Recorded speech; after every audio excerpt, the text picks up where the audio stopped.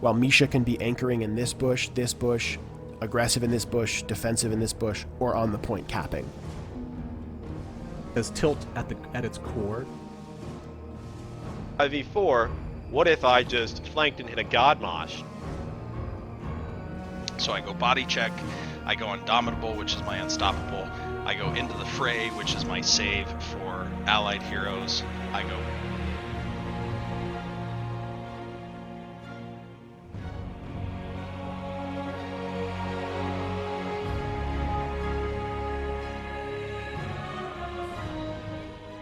Dropping Babies. We will be referring to Dropping Babies as Seth for the remainder of the video as we go on.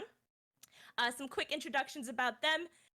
Shredded has been in a number of competitive leagues such as NGS Storm Division and the 30K and Chili Mountain Tournament, all while studying computer science, and he will be graduating in 5 days. Congratulations. Thanks. Yeah, I'm really excited to finally be out there in the real world, you know. Yeah, I know, instead of being stuck in this internet world, but that's a huge accomplishment. Yeah. It's a lot to try to balance out school along with getting into all of these tournaments. They take a lot of time. It's not even including the scrims.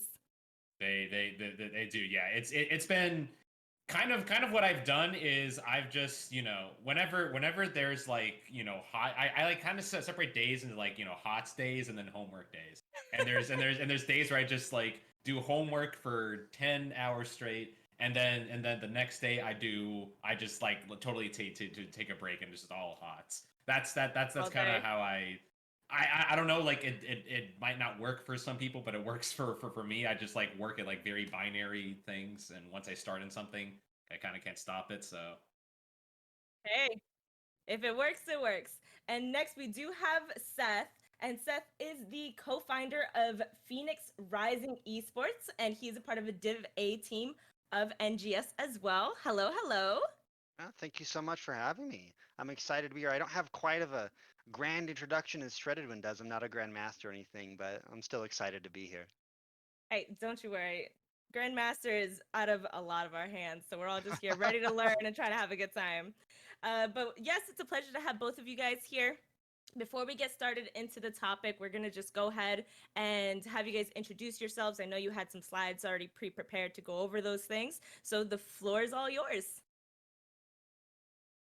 Okay, so yeah, this is a presentation on Drafting 101 done by me and Seth. So we were talking a little bit about ourselves earlier, but we'll just go ahead and say more about ourselves because I love talking about myself, I guess.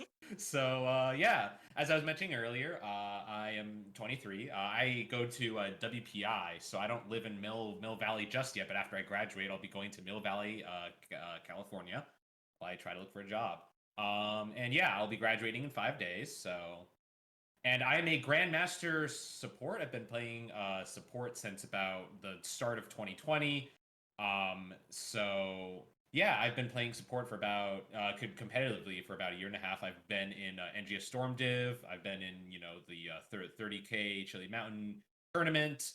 Yeah, I love to play soccer. I love drinking hard ciders. I'll have to get back to that once this pandemic is over. Go to a bunch of bars.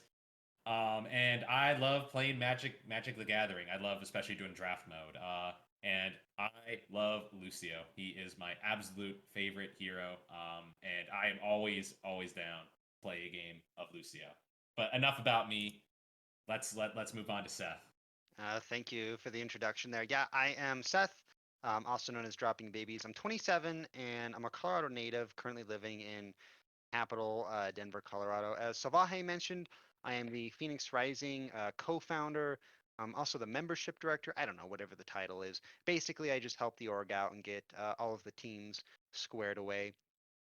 For hobbies, number one would be travel. This GIF on the left is actually of me in India about a week before coronavirus hit, hanging out with my monkey friend.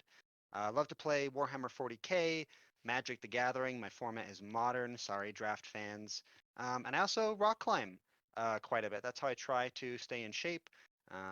And my favorite hero by far is Stukov, but I will admit Lucio is pretty fun too.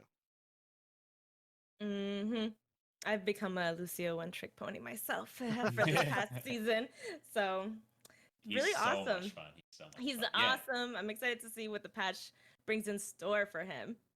Yeah. Yeah. Finally So- bringing that overpowered level 20 in check, hopefully. Anyways, so yeah, would you like to give us a little bit of an overview about what we're gonna go over, Seth? Yeah. Again, this is Drafting 101 to give everyone kind of an overview of. This is kind of ShreddedWind's style of drafting. He taught it to me, and it's also just like a really good general style that anyone could pick up. So we'll go over the agenda today. We already went over introductions. We'll do kind of a brief disclaimer. We'll go into the actual nuts and bolts of drafting. We'll give kind of an overview of our approach. We'll talk about the importance of a playstyle and win condition over a team comp. We'll go over drafting order. What should you be looking to pick in the 1, 2, 3, 4, 5, so on and so forth. And then we're going to describe our checkbox approach to drafting, where we're going to go over maps. We'll go over some of the exceptions associated with that as well. We'll talk about role assignments and the win condition. Definitely recommend checking out the previous CCS Heroes cast with Epic Player, who did an entire talk on the win condition. We'll talk about some things you should avoid while drafting, and then a couple of examples along the way. Alrighty. Yeah, so a little bit of a disclaimer before we jump into this. I want to make it clear that this is not like an exhaustive guide. You're not going to walk away from this like an absolute mastermind 5,000 IQ drafter. But what this is it's kind of a really good introduction into drafting. You know, if you're kind of a beginner intermediate, this is a good place for you to start.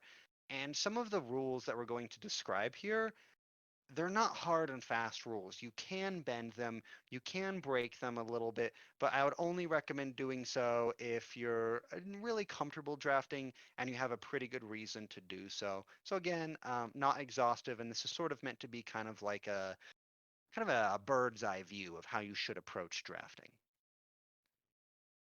Alrighty. Agreed. Yeah. So with that being said, just a little bit of an overview of good drafting. So we're going to be going into each of these specific points in more detail in the slides to come. But generally, in order to draft well, you want to pick meta heroes early or map specific heroes that are also kind of meta. You want to hide your playstyle throughout your draft as much as possible. You don't want to expose it early because otherwise it can be countered really, really easily by the enemy team. And you want to save your later picks to either counter the enemy's draft or fill gaps in your own draft. So, like I said, I'll be going into more detail in each of those points right about now, starting with the draft order.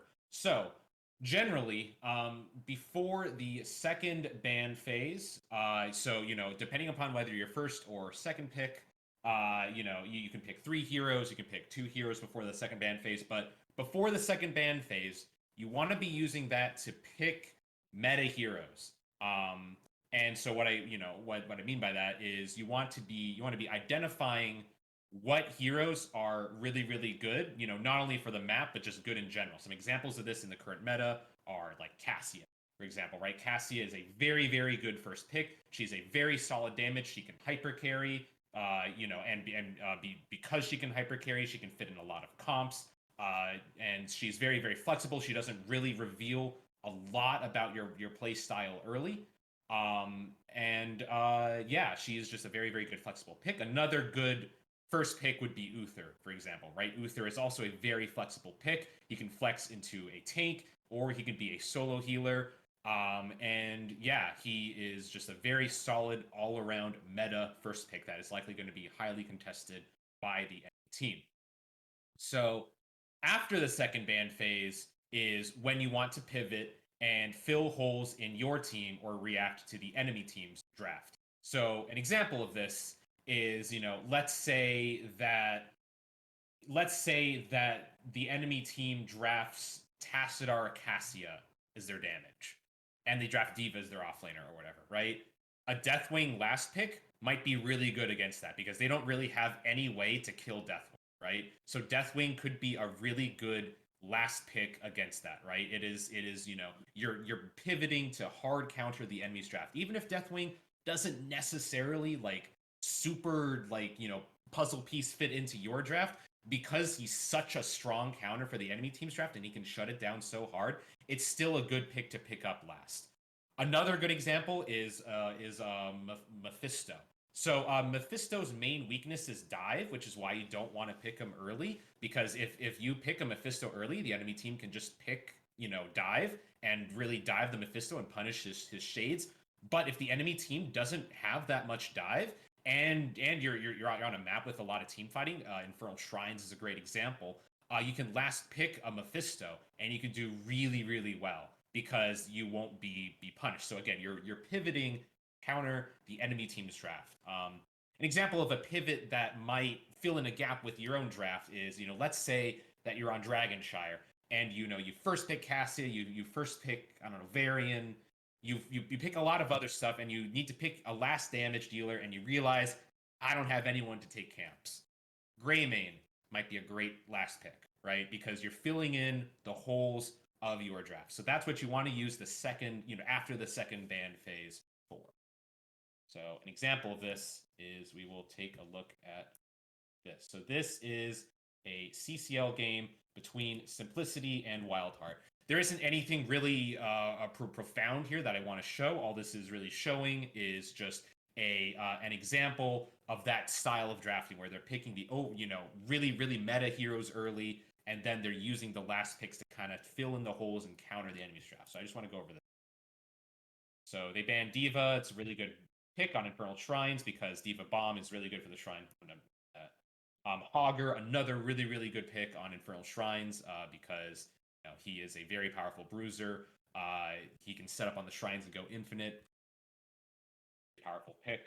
Lucio, another really, really powerful pick, and then they banned Sonya. So all of these picks are very, very meta picks that you don't want the enemy to pick early. So those are the bans.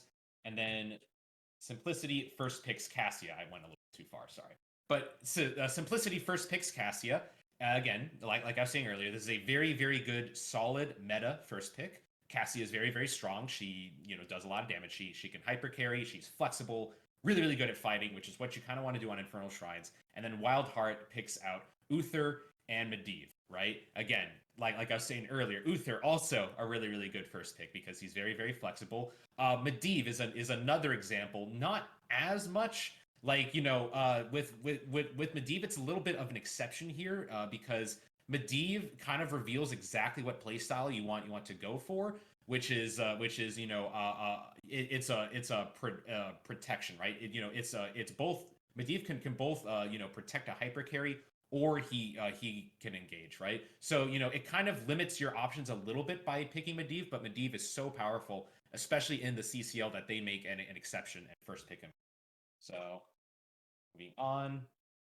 The next two pickups are Mei and Malfurion. So Mei is a really, really good tank in general. She's very, very good at zone control. Her weakness, however, is hard engage, but that's not really a concern of theirs because by their picks of Uther and Medivh, really their only engage is going to be Medivh portal, and so Mei and Malf very, very good at countering that. Not only are they very, very meta, they can also counter the Wildheart's engage very, very well if they ever decide to go through portal. So next ban is Zeratul. That's probably just a counter pick against Cure. Maiev, very, very good pick on Infernal Shrines. It would work very, very well with this as it would be another engage option that doesn't involve portals. So move on here. They pick up Zul'jin and Leoric. So Zul'jin is their idea of a hyper carry. So they are going for a protect the hyper carry style, and they pick up a Leoric. Very, very good against Mei, and very, very good offlaner on Shrines in general. He has a very, very solid late game, and another engage option. Very, very solid pickup. And so again, just to emphasize, right, they're using these picks after the second ban phase, fill in the holes of their draft, right? So what they needed right now was a hyper carry of some sort, right? They picked up Uther and Medivh, which are two very, very good meta picks, and they excel at protecting a hyper carry, right? So that is their purpose. And then now Wildheart is filling in the holes by picking up a hyper carry and a solid offlane. So let's see what Simplicity picks up. They pick up Junkrat and Malthael. These two picks are probably a response to the fact that Wildheart picked up Uther and Medivh. So one, Junkrat, again, another very good pick at countering Medivh portals. He can boop the portals, but the Junkrat and the Malthael are very, very good sustained damage, right? Which is something that Wildheart is currently lacking in, because Medivh and Uther are very, very good at countering burst damage, right? Uther and Medivh with his protect, and Uther with his big long cooldown heals, very, very good at protecting burst damage, right? Not so much at sustained damage, which is why they pick up Junkrat and the Malthael, two very, very good sustained damage picks. Not only that, Malthael is generally good on shrines, so it's a solid offlaner pickup. And then they last pick the Decker because Wildheart realizes, okay, because we have a hyper carry right here that we really, really want to protect at all costs. And so they also picked up a bunch of options, that can counter our burst protection comp. So we're going to go another healer to try to help out with that, a more sustained healer such as Decker. Decker also offers good engage options and all the rest. So you can see how Simplicity used their last picks to try to counter, not only fill in the holes in their draft. They needed an offlaner, they needed another damage, but they tried to counter Wildheart's draft by those last picks, right? Whereas Wildheart used their last picks, to try to fill in the holes with in their comp, right? The stuff that they still needed, and also reacting a little bit to their draft of, we need another sustained damage heal, right? So this is just an example of that drafting style in action, where you use your first few picks to pick meta heroes, and you save your last few picks for countering. So let's go back to present. So this is also me. So another part of this is that playstyle is greater than team comp. So like I was saying earlier, that's the general style of drafting that you want to draft. Is that you want to draft meta heroes first for the first ban phase, and after the second ban phase, you want to draft heroes that can fill in holes of your comp or counter the enemy. So therefore, you might end up with a bit of a random mishmash of heroes, right? It's your job to identify the win condition of that comp. And again, shout out to Epic Player. He just did a whole hour on identifying your win condition with the comp, right? Very, very good. You can use that as a guide to identifying your win condition with the comp that you draft. But, I would prioritize more on drafting in that style instead of drafting for a certain strategy. And to clarify, you can draft for a certain style, right? You can have a plan going into drafts, saying, okay, we might want to draft double support here because it's Infernal Shrine. It's great for double support. You can say that. You just have to be willing to pivot based on what the enemy drafts and what gets banned and all that stuff. If you go in saying, I'm going to draft double support no matter what, it's not going to go over too well, right? So one other example. Seth, I promise you're going to speak really, really soon. You're doing a great job, man. I'm just kind of... So this is an example. I just wanted to show quickly an example of... we don't even have to go through the whole draft in time yet. So this is an example of a CCL free agent tournament game that happened before Season 2 CCL actually started. And we have Anti-Clown Association versus Dad's Who game. So we have Anti-Clown Association on the left, who kind of just was given a whole lot of S-tier heroes in every role. Dad's Who game didn't really, do a good enough job taking away those options. Like they first picked a Nubrak and Li Ming, which is not bad, but it leaves up a whole bunch of other really meta heroes on the table. As you can see, they net like Anti-Clown Association next pick Diablo and Medivh. And then, Dad's Who game next picked Gazlo and Stukov, which allowed Anti-Clown Association to take Brightwing and Cassia. Again, two very, very good heroes. So you can see that Anti-Clown Association was just given so many S-tier heroes. So this kind of serves as a bit of a warning as to don't focus too much on what the enemy team is drafting. And it also serves to say you want to pick S-tier heroes early, because it's going to not only serve well for you, it's going to take those away for the enemy. And if we were to watch this whole game ends up being a bit of a stomp. I think it ends in like 14 minutes. And part of the reason for that is because Anti-Con Association was just given all of these great heroes, and they weren't really punished by Dad's Who game early on in draft by taking away enough of those heroes that they could just build a team full of S tier heroes and kind of win, right? They didn't have like a fancy style comp or anything. They didn't have like, you know, a wombo combo style comp or anything. Nothing fancy like that. Just a bunch of S tier heroes, and they were able to win in 14 minutes. So really goes to show the power of that drafting. So, anyways, Seth, you want to take this one? Absolutely. Thanks, Shredded. So let's talk about some of the do's and don'ts of drafting and focus in on some of the things that you really should not be doing. One of the first things is try not to draft double mage if you can help it. And the natural response to that suggestion is, well, why? You know, why, Seth? Why can I not draft double mage? Well, it exposes a lot of weaknesses in your comp if you go this way. In particular, the first thing is that you tend to be really weak to dive if you draft double mage. It tends to be that the auto attack heroes can tend to live a little bit better. You can think of Zul'jin, how he can use his self cleanse, or Vala, who can just dart away. It tends to be that the mages can be a little bit more immobile. Think of Tassadar, something along those lines. It also can give you gaps in your macro. It tends to be some of the best heroes that can clear camps really quickly tend to be some of the auto attackers again, like a Greymane or a Jimmy or a Raynor, you know, something of that type. And I think probably the biggest reason to try not to pick double mage is that all of your damage is based off of cooldowns. And so, you know, if your ETC slides in on the enemy Lucio, for example, what if both of your mages don't have their cooldowns up? You know, Jaina's Blizzard is a 16-second cooldown or something of that nature. And so for those reasons, it tends to be you don't want to do that. You want to make sure that you have sustained damage. You know, a Tychus or a Vala, for example, is going to be able to follow up on an ETC slide, you know, kind of regardless of their cooldowns. They're going to be able to at least pump some amount of damage out. Another don't of the drafting phase is try not to pick both of your damage dealers before the second ban phase. And the reason not to do this is, you know, Shredded kind of touched on this earlier.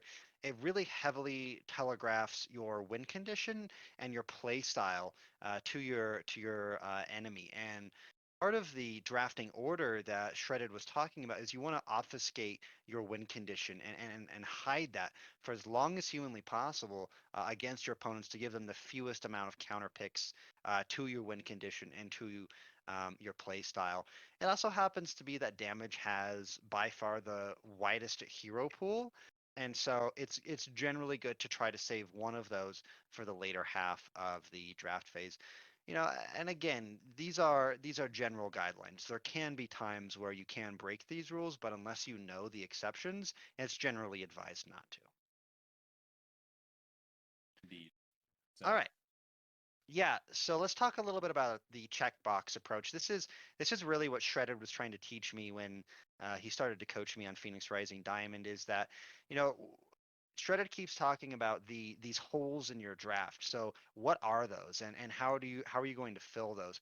Well, every map has a certain amount of predefined requirements or checkboxes or things that you should try to draft in order to excel on that map. Now, you don't need to draft those. Some maps like Battlefield of Eternity, as we're going to discuss in a little bit, tends to have, you know, kind of a wide open approach to drafting. The only thing you really need on that map is a mortal race. But nonetheless, it is still good to try to stick to these. And if you just focus on these fundamentals, I guarantee you're going to have a lot more success in your drafts. So yeah, would you like to get us started on Alterac Shredded?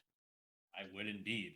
Alterac Pass. I guess in order to, you know, to describe some of the really good picks for this map, we need to describe the general play style of how this map should be played optimally. So how this map should be played is you don't really go for the objective right away. You want to keep soaking these side lanes. You want to keep getting the null camp on cooldown. The null camp is really the main objective in the earliest game. Is you just keep on getting the null camp on cooldown. You want to make sure that you get all soaked, and you want to make sure that your rotations are clean, because you know, what's going to happen is if you keep on doing that, the enemy is never going to be able to cap the objective, right? If you have, you know, one person top lane, one person bottom lane, 3 people mid, and you're constantly applying pressure mid with the null camp, the enemy is never going to get the opportunity to rotate and do that long channel and then wait 30 seconds to capture that camp, right? So if you just, you know, if you just play the map really, really long, the enemy team should never be able to get the objective. Now, they're only going to be able to get the objective if you mess up in some way. So, for example, if you rotate, if the enemy team gets a really strong push top lane, and you rotate too many people top lane, then the enemy team can go to your objective that spawned bottom lane and channel the objective because you committed too many people top lane, right? Another example is if, you know, someone on your team dies, right? Because then you're at a man disadvantage, and then the enemy team could go and capture the objective, right? So you basically just play the map until the end, until one team messes up, then you can go for the objective. So with that being said, some really, really strong things on this map is camp clear and strong side laner, right? You want to be able to clear the null camp very, very fast. You want to be able to take that on cooldown because it's going to apply a lot of pressure to the middle lane, which is the most important lane on Alterac. It's going to apply a lot of pressure to the middle lane. And you also want strong side laners to be able to hold the side lanes and make sure that you don't get pushed in too hard. Because if you get pushed in really, really hard in the side lanes, it means that your team is going to have to rotate some people to help out, you know, in one of the side lanes, which means that the enemy team might get an opportunity to capture the objective. So those are some really, really good, fundamental, good things to have on Alterac. Some things that are nice to have, you know, you don't necessarily need these. Some things that are nice to have are poke and stall. There are some heroes in the game that can stall the objective channel. You know, the bottom one for the red team and the top one for the blue team. There's some heroes that can stall that objective infinitely, right? Deathwing is an example, right? He just places down W after W in ranged form. Enemy team cannot channel the objective. Another example is Stukov. He can channel his arm infinitely. Chromie, I think, is near infinite. Junkrat is near infinite, if not infinite. So there are some heroes that can stall that point infinitely. So if you can stall them forever, it's going to put more pressure on the enemy team to make a play on the map, right? It's going to put pressure on them to try to, you know, out-rotate you in some capacity, right? Because if they don't, there's no way they're ever getting you, right? That's a nice thing to have. Another nice thing to have is boss control, right? You know, there's bosses in the top lane and the bot lane. In the middle to late game, you're going to be starting to fight over those. Any form of boss control is a very nice thing to have, although it is not as essential as you need camp clear, you need strong side lane. Next map is Battlefield of Eternity. Like Seth was saying earlier, this is probably one of the, you know, like, flimsy is the wrong word. There's the fewest amount of checkboxes that you need in order to check, in order to have a decent draft. There's a lot of good things. Really, you know, it's preferred to have good immortal race like Raynor, best racer in the game with Exterminator. I'm not sure if that's going to be the case after this patch, but right now, until the patch drops, he is the best racer in the game with Exterminator. It's a good thing to have on your team so that, you know, if the opportunity ever arises, you can get the immortal very, very fast. Although that's not even the case. You don't have to have good immortal race, right? There are a lot of teams that, you know, that draft Genji Tracer Kerosene, right? That was a thing that I think Octalysis, I forget the exact team. I think Octalysis did that back in HDC. They drafted Genji Tracer Kerosene. Terrible racers, right? But what they did was they just constantly dove the backline and assassinated the enemy teams, such that the enemy team would never be able to race themselves, right? And then then Octalysis would have all the time in the world to push other lanes, you know, get experience off of those kills, basically stall the objective for a very, very long time, so that they would have all the time in the world to race, right? So you know, it's good to have a moral race, but you don't even need that. And other than that, it's really kind of up in the air. You can kind of draft whatever you want. A lot can work on it. So yeah, very, very flexible map.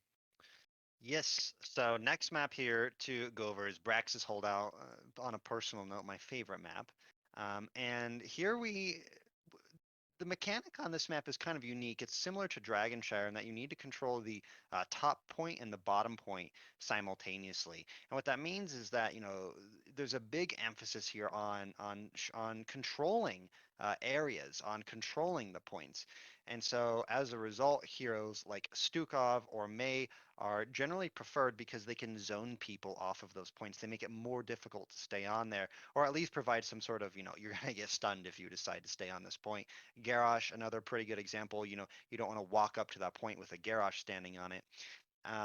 Another draft checkbox that you're going to want to consider here is wave clear. Obviously, if you get a 100% Zerg wave thrown your way, you're going to want a Gul'dan or a Deathwing or a Phoenix with the Planet Cracker ultimate to be able to dismantle that relatively quickly.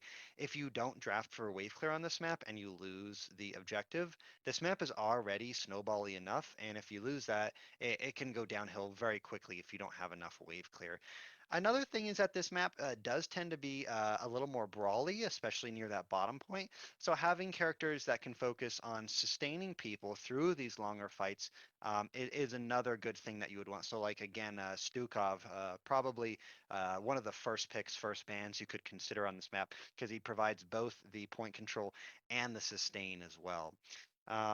This map has a lot of different play styles, a lot of different ways you can approach it. You can do a 2-3, you can do a 1-3-1, you can do a 1-4, and as a result of that, there tends to be a lot of rotating between bottom and top. So one of the nice things to have, or more accurately, one of the things you should keep in your back pocket when you go into drafts is be aware that the enemy could try to gank you. They could try to, last pick a Genji or something of that nature. Maybe they try to sneak a Tychus in there who's going to roam top lane and try to gank your offlaner. Just be aware that ganking is a pretty dominant strategy. So, again, to reiterate, point control, very important on this map, and ganking tends to take a priority as well.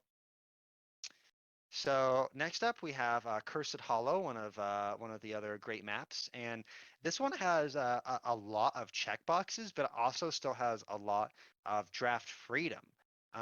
And the first thing to note here is that kind of the actual win condition on this map is not the curse. It tends to be that most games are won or lost on the boss. And as a result, boss control is something that you really need to keep in the front of your mind as you're drafting here. Again, now we're using May because she can throw her Blizzard on the point. Falstad is another phenomenal example with his Mighty Gust. Gust people off the point, going for a steal, Medivh. So boss control, something really important to keep in mind. Camp clear. This tends to be a very macro heavy map, a big emphasis on getting those camps at the correct time to be able to combat your opponents. So something like Hogger or a Greymane is also really important. This map also tends to be so big that you can get away with just straight up attacking the towers and chewing through them. So siege tends to be really important. And also because, if you get the curse, you're not going to just, go to core by doing nothing. You need to end up attacking the structures with them turned off. So something like a Raynor or a Greymane is also really high priority here on this map. A few things that are nice to have would be stall and globals. And the question is why? And that's because one of the dominant playstyles on this map tends to be poke and stall. You'll have, if we say the objective is in the bottom left corner right there, you can have your Dahaka or a Brightwing or something of that nature top lane soaking, trying to occupy the enemy offlaner. And if they're not there, you're getting an XP advantage, and then you can TP in, win the team fight, and secure the objective. So that being said, this map has a million different ways you can draft it, a million different play styles, but probably the dominant one tends to be the poke and stall with the globals, and with a particular emphasis on the boss. Indeed. So next up, Dragonshire.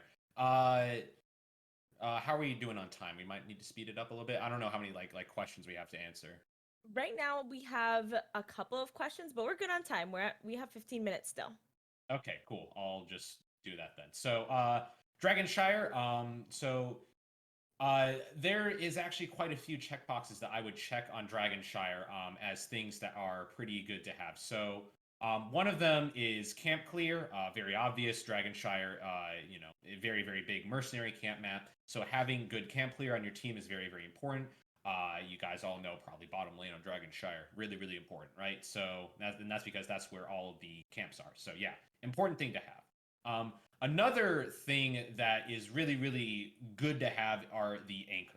So I'm talking about anchor bottom lane and sometimes an anchor mid lane, but mostly an anchor bottom lane. So the bottom lane anchor is oftentimes a pick that is very, very good at controlling the bottom shrine. They're not going to die to ganks very easily.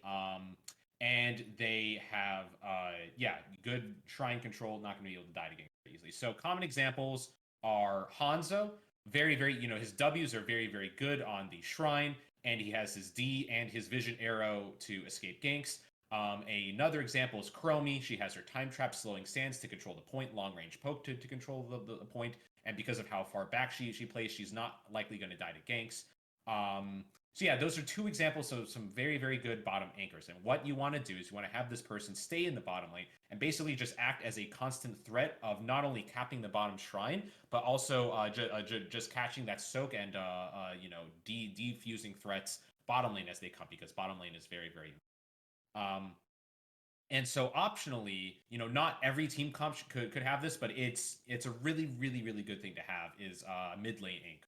And so what a mid lane anchor is it's someone that, just like bottom lane, has decent wave clear and doesn't die easily to ganks. Zeratul is a classic example of a mid lane anchor because it's Zeratul. He doesn't die to ganks very easily. And he has pretty good wave clear.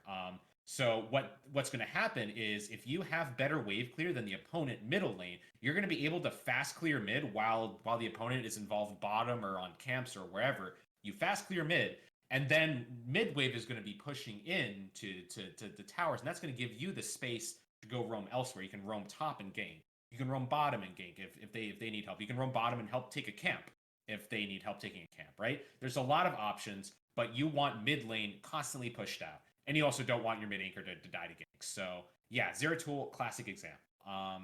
And you probably don't. You also want a top laner that isn't going to lose. It's really, really ideal if they can win the point, but you mainly want someone that's not just going to get like infinitely pushed in top lane.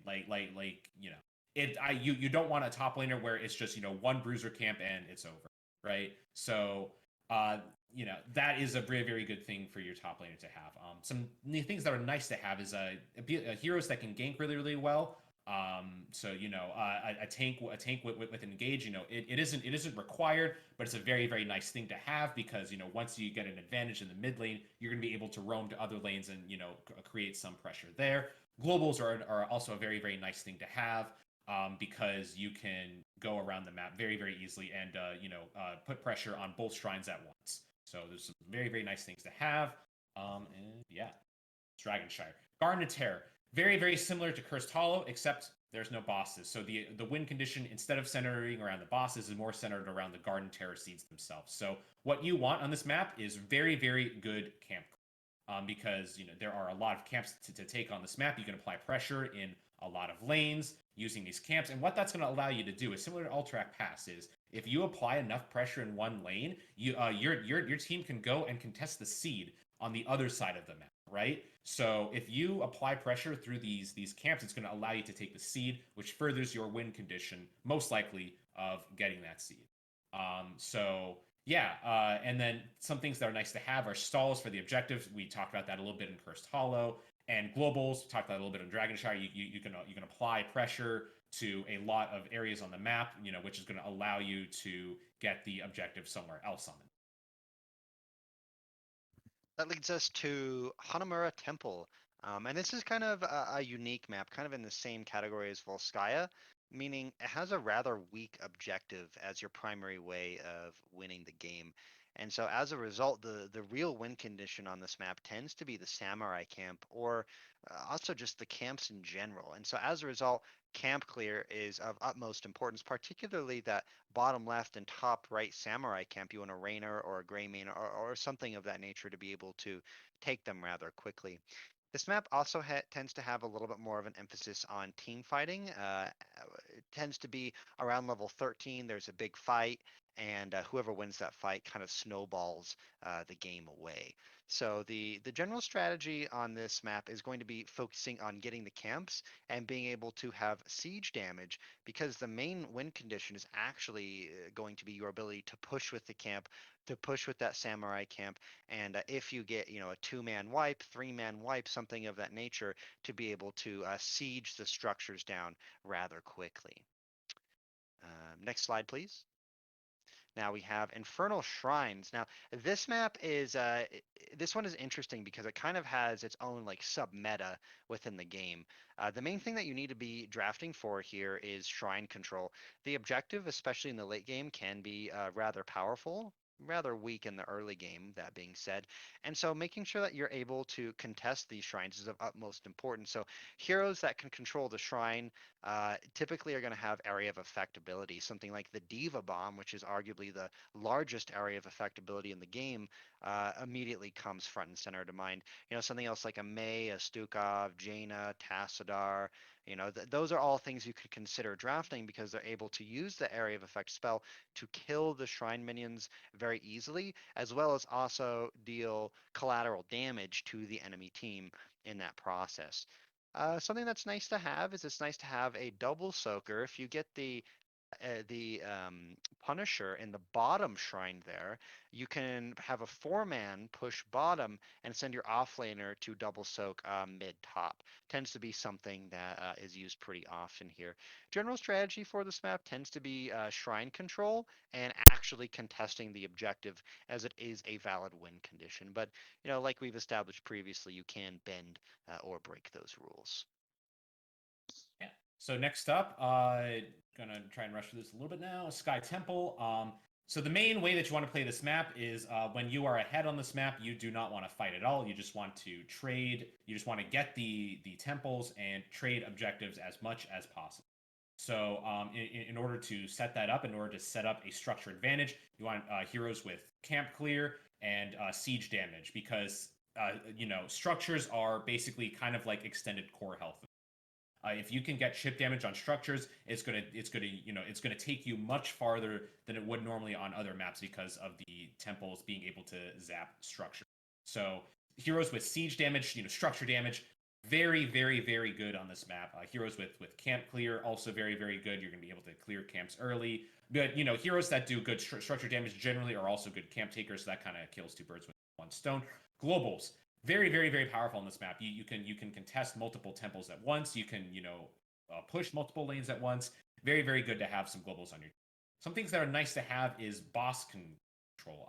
Generally, you don't want to contest the boss if you're ahead and there's like 5 people up, right? So if all 5 people on the enemy team are up, you generally don't want to do boss unless they are top lane literally for 10 years. And the reason for that is because, if you're ahead, if you just keep on trading temples, you'll win. So going for boss is a risky play. The enemy team wants you to go for boss, right? So don't do boss when you're ahead. But sometimes, the boss is taken. Sometimes you want to force boss if you're behind. Sometimes you want to, scare the enemy team off it if you're ahead. So things with good boss control are things that are nice to have. Two of the Spider Queen. You want really, really good wave clear on this map, because if you have really, really good wave clear, you're going to be able to control the top mid rotation and therefore the top turn in. It's going to make it a lot easier for you to turn in. You're going to get a lot of vision control over that rotation. You can potentially make your enemy miss soak and gems if you have very, very strong control over this area. And you get strong control over that area by clearing the waves faster than them, aka that is why good wave clear is important. It's also important when the web weavers themselves come, right? Stalling is very, very important. You want to be able, to control the turn-in areas. Nobody should be able to turn in on your watch, so you want to be able to stall the turn-in areas as much as you can. Some things that are nice to have are rotation disruptions, such as Lucio. If you can get control of that middle area, the top turn-in area, Lucio can really stall them, and it's going to make their rotations top mid all that much harder. Next up here is Towers of Doom, and I know we're a little short on time, so pardon me if I rush through this a little bit here. kind of the general strategy that you want to go for on this map is controlling that bottom lane above all else. And the question is, why do you want to control the bottom lane? Well, there's 2 sapper camps right there. And I'm sure many of you know, if you get the sapper camp as well as the enemy's bottom fort, those sappers are going to walk up to the enemy's core and deal direct damage to it. And that's a very viable win condition and gives you a very strong foothold on that map. So how do you get there? How do you get to control that bot lane? Well, you typically are going to want a double soaker to soak mid and top. Something that's safer is preferable because ganking is definitely something that can happen on this map. Camp clear is again of utmost importance. Being able to take those pumpkin camps quicker than your opponents allows you to invade or entertain that possibility. A few things that are nice to have, again, this map can be played in a 1-1-3 style or, a 1-4 with a double soaker. And so it tends to be the case that ganking is kind of alluring. It's something that you can do. This map also tends to go pretty long, and so heroes like Zul'jin or Zeratul, who kind of turn on in the late game, are also drafted pretty frequently on this map. So again, control the bot lane. Here we have Volskaya Foundry, and this map is kind of unique because this actually has the weakest win condition in the game. It's kind of famous for CCL players kind of ignoring it blatantly and just looking to push otherwise. So the general strategy tends to be most teams are going to go for winning the shrine, winning the point here, and getting the Triglav protector, but you can ignore it.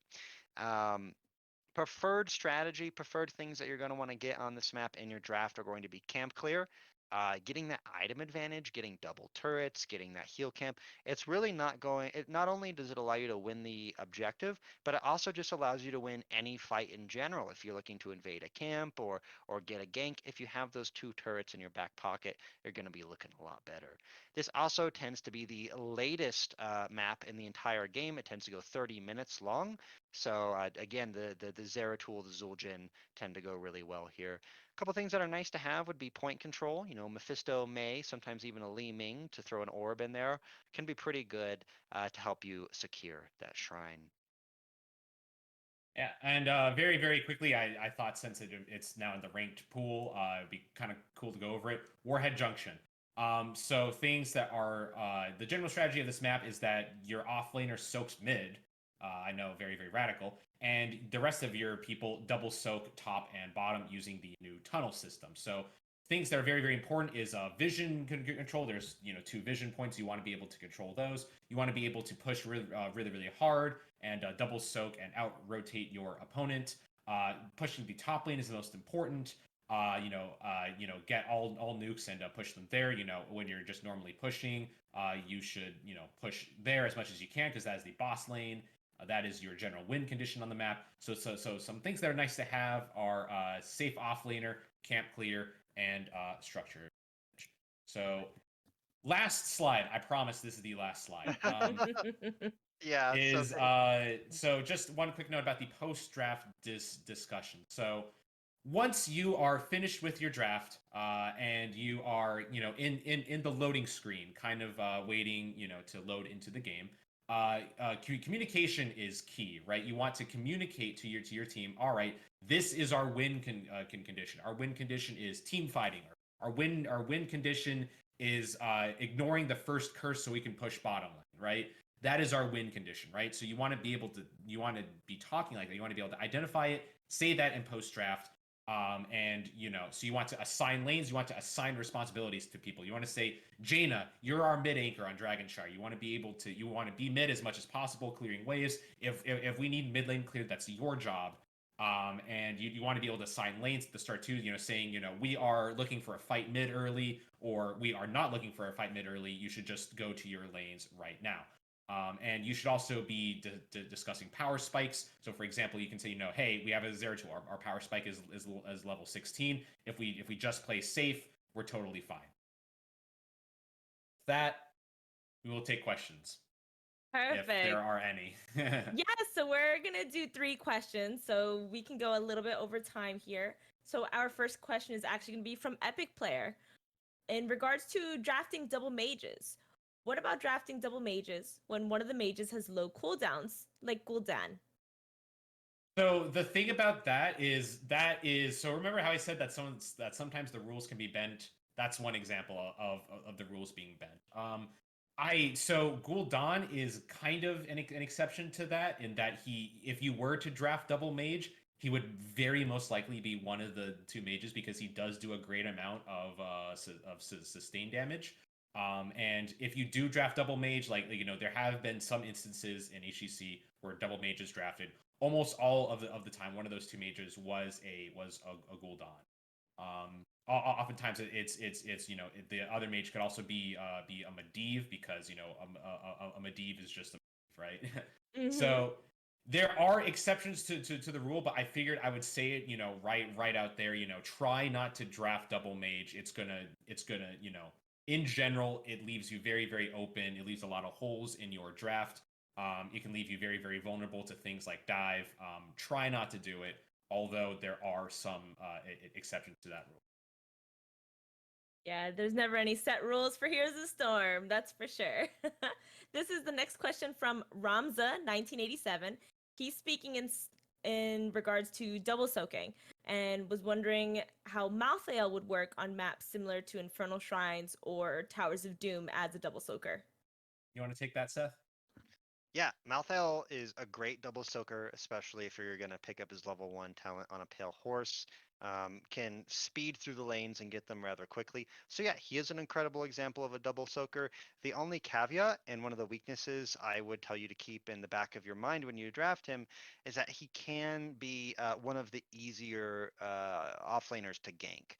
He doesn't have any super good escapes, and so if I see a Malthael being drafted on Towers of Doom, for example, on my team, Automatic Z plays an incredible Zeratul, and I'm like, man, I'm kind of considering last picking that Zeratul again, hiding that play style, and possibly ganking him. So yeah, good example, but he does have some weaknesses. Fantastic. And for our final question is from Case Cole, and this one's specifically for Seth. Do you like the current team comp meta? What has been your favorite meta? For an example, double healers a few years ago. Or what meta are you hoping for one day? That's an interesting question. First of all, shout out to my boy Cole. Good to see you, man, hanging out in chat.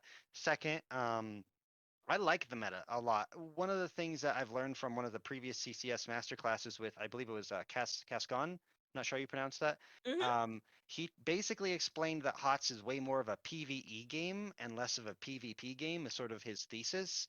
And now it's a lot more PvP. Like with CCL, there's way more deaths, there's a lot more fighting. There tends to be double healer, there tends to be like triple bruiser is kind of this last patch's meta. And I actually like that because, well, fighting is fun. Killing people is fun. It's why we like to play the game. So I like this meta. I would consider this one of the best metas.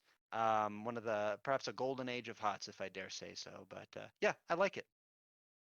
That's fantastic. Awesome. And we're going to go ahead and jump back to our cams here in a moment to go ahead and sign us off for the night. Again, thank you so much, Seth and Shredded, for joining us today for our 4th CCS Masterclass. You guys brought on a lot of discussion and it was a lot of fun to learn. It was really exciting, and I hope we get to have you guys on in the future so we can discuss into it even further. Thank you so much. Yeah, thank you, Salvaha. You've been a wonderful host. Thank you so much. Yeah, Oh, thank you. I really. Uh, thank you so much. And just real quick, let us know where we can find you. What are your socials? Where you at? Where can people check you out? See you, Shredded. You go first. Okay, I'm not really on social media all that much, but you can follow me at twitch.tv/shreddedwlnd. It's not ShreddedWind, ShreddedWlnd. And don't ask why. And so I have a Twitter. It should be at ShreddedWind, but I never use it. So you can follow me there if you want. I probably won't be very active. I'll probably be more active on Twitch. And yeah, what about you, Seth? Yeah, I don't really have any shout outs or more accurate, I don't have any plugs for my my Twitter or anything like that. But the one shout out I would have is just to my org, Phoenix Rising. We're kind of the sweaty org. If you're looking to win, you're looking to join a team, or even just hang out and have some fun, check us out. PhoenixRisingEsports.com. Thank you. Awesome. And with that, thank you guys once more for joining on. And for me, you can find me on Twitch at Salvaje Gaming. You can find me on Twitter at Salvaje Gaming as well. It has been a pleasure hosting today's show as well.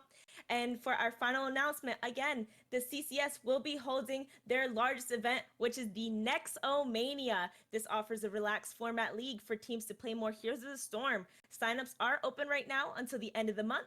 And then the season kicks off Tuesday, June 8th.